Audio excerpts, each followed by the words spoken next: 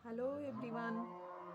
बच्चों, कल आपने पढ़ा अगस्त काम, जो फादर ऑफ सोशियोलॉजी थे, समाजशास्त्र के पिता जिनको कहा जाता है और समाजशास्त्र के दादा जिनको कहा जाता है, यानी कि हर्बर्ट स्पेंसर। आज आप लोग हर्बर्ट स्पेंसर को पढ़ेंगे। मैं आपको पढ़ाऊंगी हर्बर्ट स्पेंसर। हर्बर्ट स्पेंसर, जिनका जन्म 1820 में हुआ और इनकी मृत्यु 1903 में हुई। ये ब्रिटिश समाजशास्त्री थे। इनको फादर ऑफ इंग्लिश समाजशास्त्र का अंग्रेज पिता कहा जाता है। इन्होंने समाजशास्त्र के लिए बहुत योगदान दिया है। सबसे अच्छा इनका एनालॉजी सोशल एनालॉजी का सिद्धांत था, सामाजिक समानता सादृश्यता। इसको इन्होंने लिया था चार्ल्स डार्विन से। चार्ल्स डार्विन की बुक का नाम आपने सुना होगा। 1859 में इन्होंने ऑरिजिन ऑफ स्पेसी,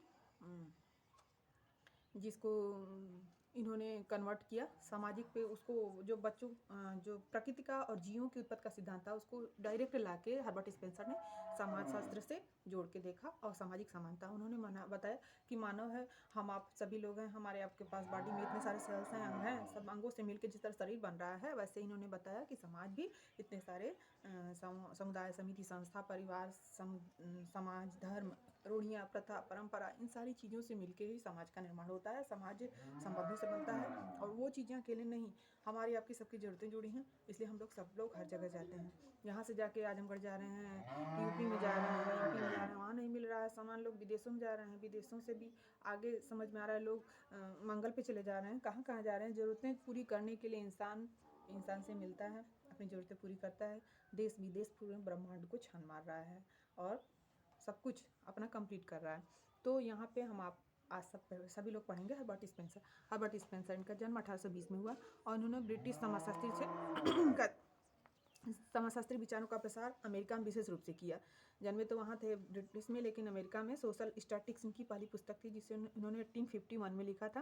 प्राथमिक शिक्षा दीक्षा वहीं हुई इनकी। इसके बाद सिंथेटिक फिलासफी 1858 में, 1866 में सार्वभौमिक विकास के सिद्धांत का विश्लेषण उसमें उन्होंने किया। अभी मैंने आपको बताया इन्होंने चार्ल्स डार्विन से अपनी थ्योरी लिया था। ज़्यादा प्रभावित ये उन्हीं से थे। इनकी और बुक थी फर्स्ट प्रिंसिपल, 1862 में इसको लिखा था।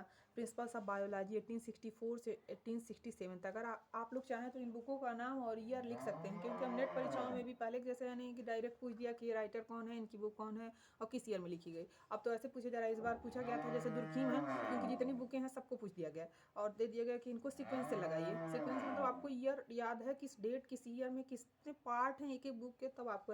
अब आपके संविधान निर्माता हैं भीमराव अम्बेडकर, उन्हीं की बुकों का नाम पूछ दिया, उनकी 10 बुक दे दिया, आप कह दिया कि आपको इसको सीक्वेंस से लगाना है, किस ईयर में कौन सी बुक लिखी गई। जब सारा आपको लर्न रहेगा बाई डे बाई ईयर, तब तो आप लिख पाएंगे।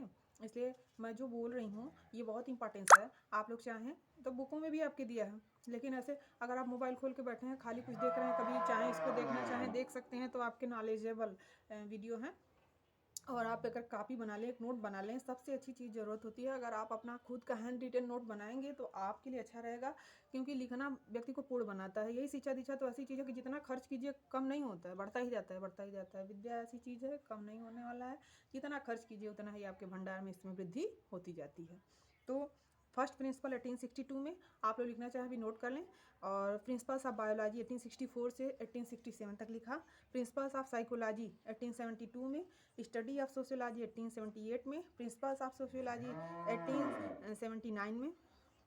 और प्रिंसिपल्स ऑफ एथिक्स 1879 से 1893। और descriptive sociology the proper sphere of government, the political institutions, the man versus the state. The man versus the state 1884 में लिखा गया। इस पुस्तक को नेट से लेके पीजीटी तक बहुत सारी परीक्षाओं में कई बार पूछा गया है।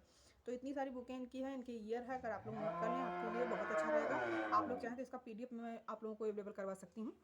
स्पेंसर के प्रमुख जो सिद्धांत थे, थ्योरियाँ थी, उसमें समाज का सावयवी सिद्धांत, समाज का विकास का सिद्धांत, राज्य का समाजशास्त्री सिद्धांत, सार्वभौमिकता, प्राकृतिक अधिकारों का समाजशास्त्री सिद्धांत, सैन्य और औद्योगिक समाज का सिद्धांत, जिसे आपने सुना होगा। इनकी शब्दावलियाँ क्या थी? स्पेंसर ने ही सबसे पहले संस्था शब्द, प्रकार्य शब्द, संरचना शब्द और सामाजिक प्रकार शब्द का प्रयोग किया था।